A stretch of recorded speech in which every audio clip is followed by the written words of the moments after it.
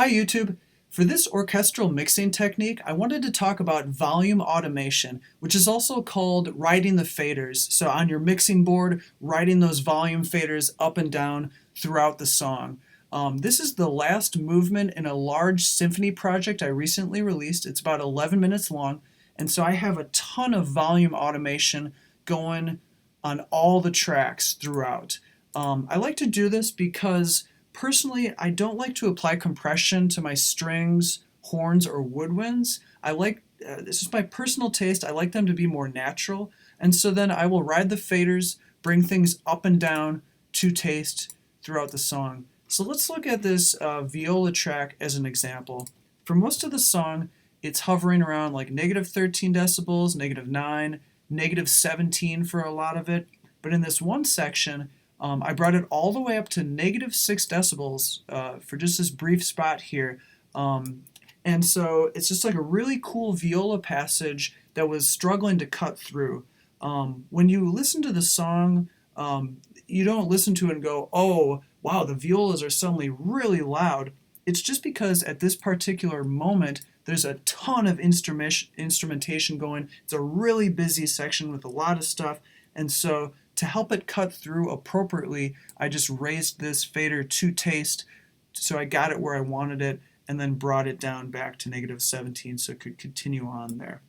And so, yeah, you can see all of the volume automation I do on all of these tracks. Those were the strings. Here's like miscellaneous instruments. Here are the brass, trumpets, horns, trombones, and such. And here are all the percussion instruments. Just an absurd amount of volume automation. But it's important because it really helps your orchestral mixes to be dynamic and exciting. And also I wanted to share one really important tip about volume automation stuff that I learned about 8 years ago now. When I was starting to mix orchestral stuff, I didn't really have a clue what I was doing. And so, for example, I would start out with all the faders on all the tracks way too hot. For example, they're all at negative 3 decibels. I'd be mixing stuff, and then I'd be like, you know what, I'd like this Godzilla hit to be louder. I'd bring it up to 0 decibels for a brief spot, but then the master fader would start clipping and getting way too hot.